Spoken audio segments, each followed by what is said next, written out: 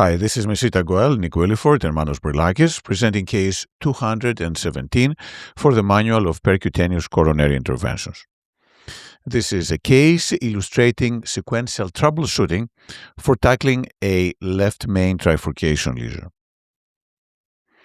The patient was a gentleman who had previous PCI of the right coronary artery, and then he was found to have a significant trifurcation left main disease, but due to some comorbidities, treating that was delayed until later on. He eventually was turned down for bypass because of frailty and was sent for PCI of the left main trifurcation. This is the baseline angiogram. We do have three major branches coming out of the left main, large circumflex with an acute retroflexed angle, have a large ramus branch, and we have the LAD, and all three branches, as well as the left main, have significant disease, with the left main being diffusely diseased. So how to approach this? Our first approach was to dilate all three vessels and then try to do a provisional strategy potentially with kissing balloons. We first placed a wire into the ramus. That was easy, and then placed a wire in the LAD. But trying to get a wire into the circumflex was extremely challenging because of the angulation. We tried polymer-jacketed wires, including Sion black. That did not work. We tried the SuO3. We tried a Sasuke dual lumen. That did not work. We tried the reversed wiring technique, the hairpin technique, going into the ramus and coming back.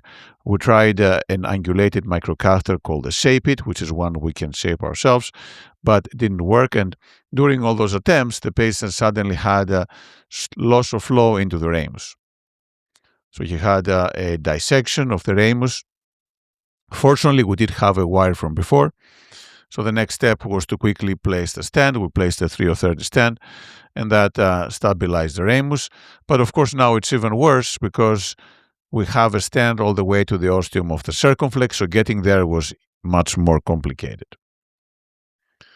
We also had some reduction of flow in the LAD, and we ballooned the proximal LAD, and then did multiple attempts once again to try to go into the circumflex.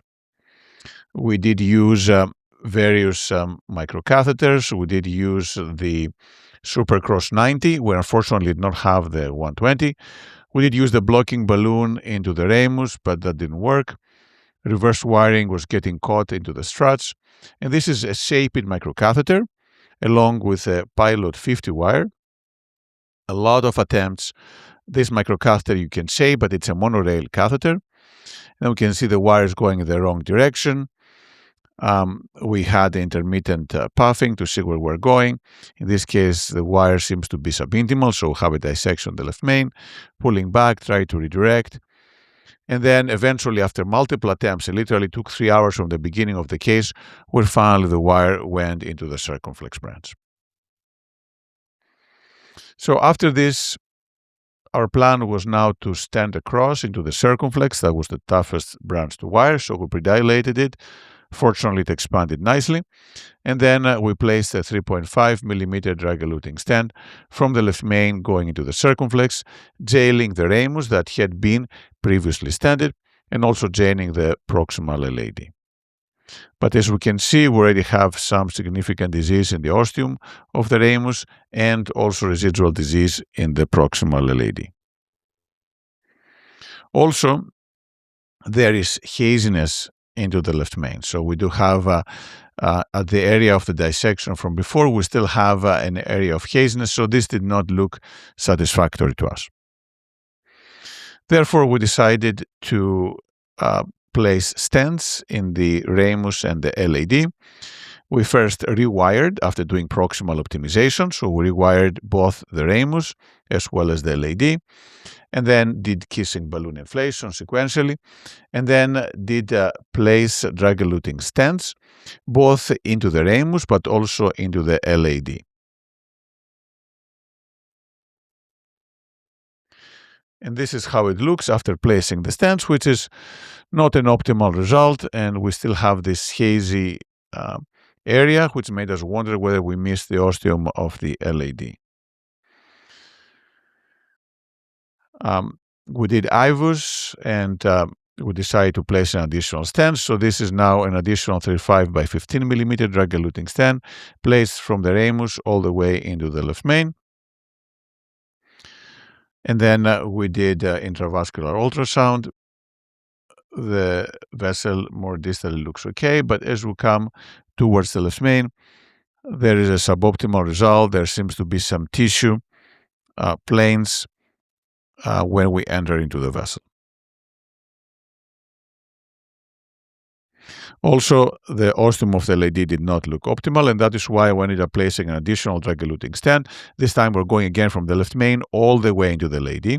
So essentially now we have a stent all the way from the ramus into the left main, which is in a culotte fashion. And this is a second culotte. This time the culotte is happening between the LAD and the left main stent. And it does look better. We do have good flow into the LAD. We have good flow in the ramus as well as the circumflex. However, there's still that area of haziness within the left main, which is better than before. And after doing ultrasound again, IVUS, we decided to stop it. And this is how the IVUS look like. We're coming back from this is from the ramus. And when we get to the ostium of the vessel, there is a little tissue plane, but there are stents already that had been placed before covering this.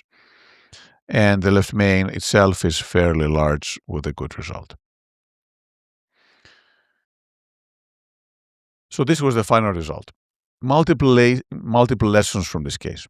The first one is about having a workhorse wire in a vessel when trying to rewire a side branch. In this case, we dissected the ramus while trying to wire the circumflex, and having the wire there allowed a bailout with a stent placement. Second, and a big part of the case, was wiring an angulated side branch. We tried different wires, including polymer wires. We tried a Sasuke dual lumen. We tried a twin pass. We tried a angulated. We tried the SuperCross 90, which didn't give enough angulation. We unfortunately did not have the 120, which is the one we typically use. And we tried the shape-it, which is the one you can shape. And eventually, this was the one that allowed advancement of a pilot 50 into the vessel. We also tried the blocking balloon into the ramus. That didn't work. And also we tried the reverse guide wire. The lesson here is persistence is important, and having different equipment and tools can be critical to wire these challenging lesions.